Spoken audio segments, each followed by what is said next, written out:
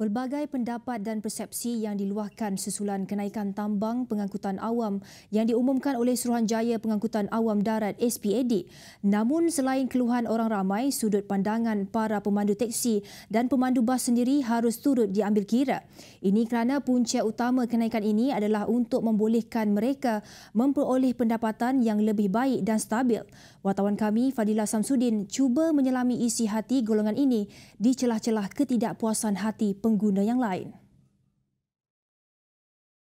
Rata-rata pemandu teksi yang saya temui berkata mereka sememangnya mengharapkan kenaikan itu selepas kali terakhir semakan kadar tambang teksi dan bas ekspres dibuat pada 2009. Ia jelas dapat membantu mereka untuk menanggung perbelanjaan harian lebih-lebih lagi dengan kos sara hidup yang tinggi. Bagi pemandu teksi Endore yang sudah 13 tahun berkhidmat, dia merasakan kenaikan yang dikenakan tidaklah terlalu tinggi berikutan pendapatan kasar yang diperolehi setiap bulan hanya cukup makan. Kalau tak naik pun tak rasa sedap lah, tak baik lah. Dia naik baru 5 sen juga, bukan dia naik banyak. Itu mau dia tak nak naik macam mana? Bukan kita boleh dapat satu hari bukan 300-400, kita dapat 100 semua yang susah sekarang. Betul tak? Bukan yang semua orang mau naik teksi. Senada dengan pendapat itu, kenaikan tambang teksi juga dilihat mampu membantu para pemandu teksi ini mendapat lebihan pendapatan. Berapa tahun tak naik teksi? Halakah? Ini bukan lain banyak, malah sikit saya mah. Betul tak? Ini betul lah. Orang kita pun susah cari makan biar. Apa hal banyak orang halakah tak mau ikut kita? 5 tahun lah. Tak pernah cari makan apa-apa. Naik meeting naik lah, kasih kita makan sikit lah. Kita punya susah lagi.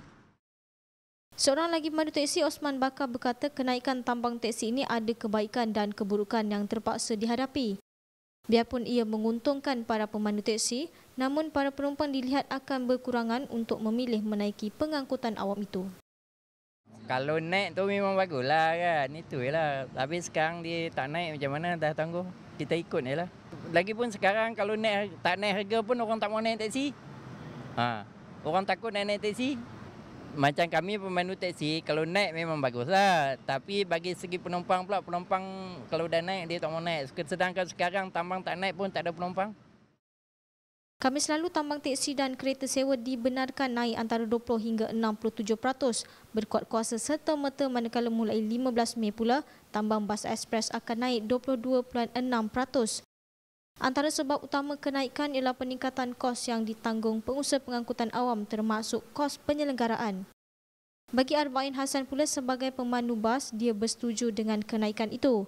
Biarpun ada sesetengah yang menganggap ia akan mempengaruhi bilangan penumpang, namun perkara itu tidak akan menjejaskan kerana perkhidmatan pengangkutan awam seperti bas ekspres sangat diperlukan di negara ini. Pelbagai rungutan yang kita dengar khususnya daripada orang awam apabila cas atau tambang perkhidmatan pengangkutan awam dinaikkan, lebih-lebih lagi apabila menjelangnya pelaksanaan GST mulai 1 April depan.